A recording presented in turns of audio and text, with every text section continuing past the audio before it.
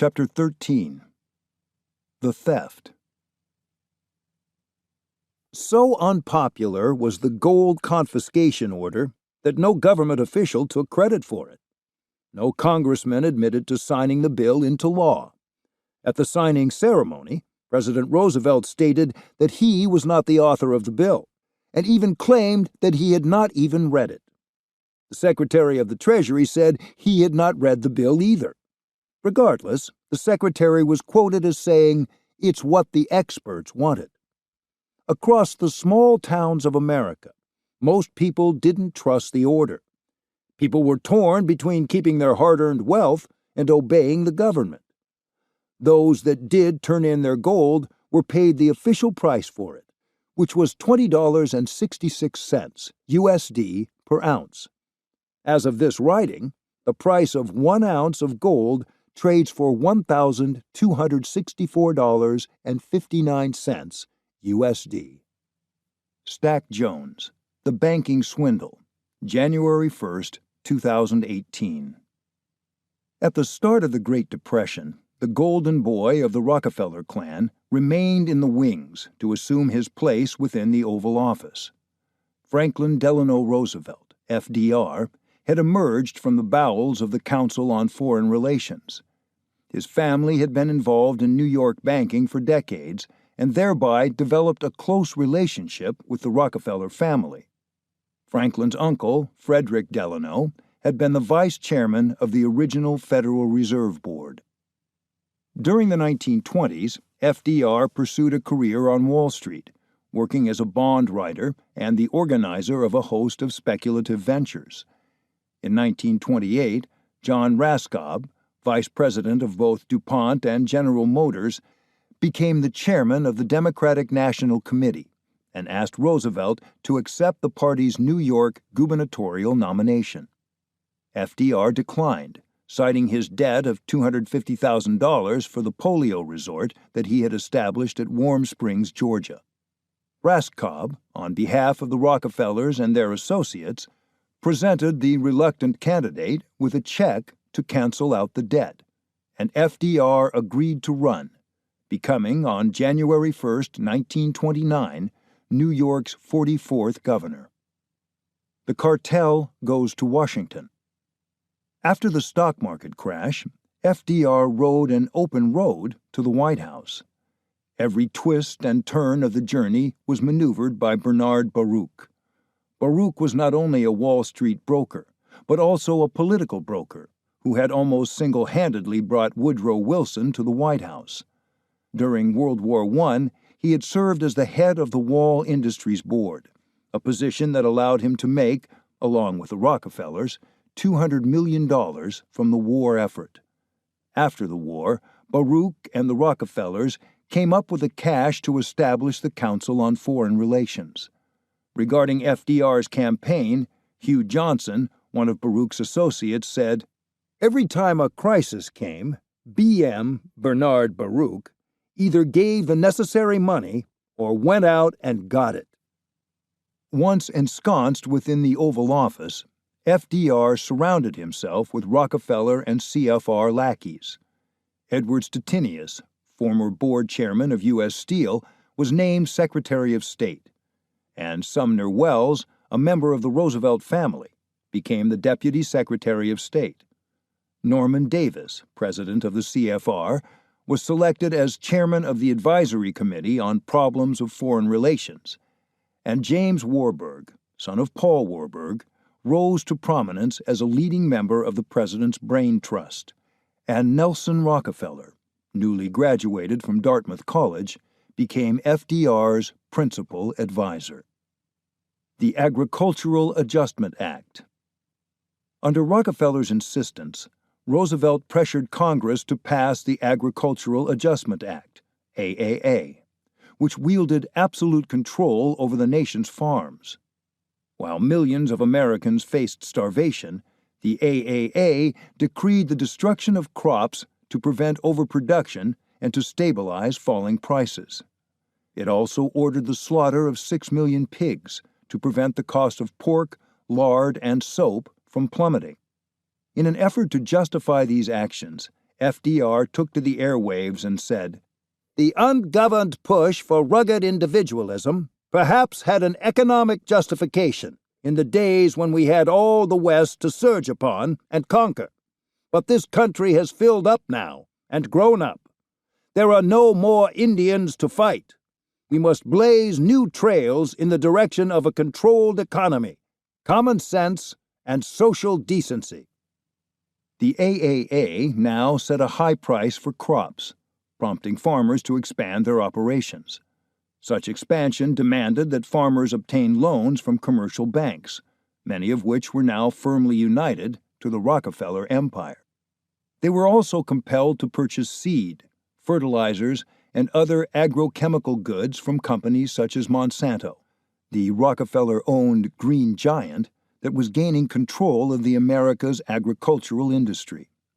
In addition, the expansion necessitated the purchase of new farm equipment from Rockefeller's International Harvester, the country's leading manufacturer of tractors, balers, cultivators, combines, crop dusters, manure spreaders, feed grinders, planters, plows, hay rakes, and milking machines.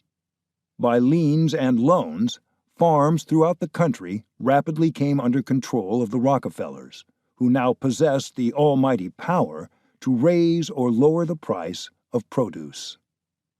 The National Industrial Recovery Act. On June 6, 1933, Congress ratified the National Industrial Recovery Act, NIRA, which represented the heart of the New Deal, and the ultimate attempt of the Rockefellers to exploit the Depression for their own purpose. The legislation had been written by Walter C. Teagle, president of Standard Oil of New Jersey, and Gerard Swope, president of Morgan-owned General Electric, and a prominent member of the CFR. The NIRA mandated the regulation of every aspect of American business, in a manner that paralleled the formation of the fascist government in Italy. Every industry was to operate in collaboration with the federal government in setting prices, wages, quantity of product, and working conditions. Under this system, the companies with the most employees had the most clout in determining policy. In the iron and steel industry, for example, Morgan's U.S. Steel possessed 511 votes, Allegheny Steel 17 votes, and Bethlehem Steel 16 votes. Giant corporations now possessed the ability to impose production, salary, and price standards that would drive their competition out of business. They could license producers, admit or bar newcomers from the industry, and even specify what equipment must be used in production. In the iron and steel industry alone, there were more than 60 complaints against the oppressive new standards in the first months of 1933. By the end of the year, the Compliance Division of the National Recovery Administration became swamped by a backlog of some 10,000 violation complaints. Killing competition. Monopolies were now supported and sustained by federal mandate. Regulations ran amok. The agency approved 557 basic and 189 supplemental industry codes in 2 years. Between 4,000 and 5,000 business practices were prohibited. Some 3,000 administrative orders were promulgated in documents of over 10,000 pages, and tens of thousands of legal opinions were upheld and enforced by NIRA officials. In his memoirs, Herbert Hoover maintained that Wall Street had attempted to pressure him into implementing the NIRA while he was still behind the desk in the Oval Office. He wrote, "Among the early Roosevelt fascist measures was the National Industrial Recovery Act, NIRA, of June 16, 1933. These ideas were first suggested by Gerald Swope of the General Electric Company and the United States Chamber of Commerce. During the campaign of 1932, Henry I. Harriman, president of that body, urged that I agree to support these proposals, informing me that Mr. Roosevelt had agreed to do so. I tried to show him that this stuff was pure fascism, that it was a remaking of Mussolini's corporate state, and refused to agree to any of it. He informed me that in view of my attitude, the business world would support Roosevelt with money and influence. That, for the most part, proved true. Code enforcement. To enforce the regulations, the NIRA employed its own police force. In the Garment District of New York, the code enforcers roamed through the area like stormtroopers. They entered factories, lined up workers, and subjected them to interrogation. They expelled the factory owners from their own establishments to examine their books and records. Since night work was forbidden, the code enforcers battered down the doors of several factories with axes, looking for workers who were committing the crime of sewing a pair of pants after the mandated closing hour. The fascistic policy of the NIRA was crystallized in the case of Jack Magid, a New Jersey tailor. Magid pressed a suit for 35 cents, 5 cents less than the tailor code rate. For this offense, the tailor was arrested, convicted, fined $500, and sent to prison. The case created a public uproar. A judge hastily summoned Magid from his jail cell, remitted his sentence and fine, and offered to give the offender his own pants to press. Roosevelt's revenge. On May 27, 1935, the Supreme Court ruled that the NIRA violated the borders of the U.S. Constitution. Extraordinary conditions may call for extraordinary remedies, the court decreed. But the argument necessarily stops short of an attempt to justify action which lies outside the sphere of constitutional authority. Extraordinary conditions do not create or enlarge constitutional power. The ruling may have stayed the transformation of America into a fascist state, but it failed to prevent Roosevelt and his Wall Street backers from creating an occult economy. Roosevelt retaliated by sending a bill to Congress that would enable him to appoint as many as 6 additional Supreme Court justices. But eventually, this assault on the checks and balances of power proved to be too much for the president's friends on Capitol Hill to swallow, and the court-packing plan met with rejection.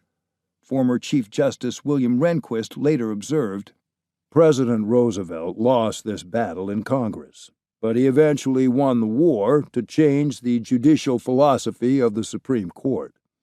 He won it the way our Constitution envisions such wars being won, by the gradual process of changing the federal judiciary through the appointment process." But the damage had already been done.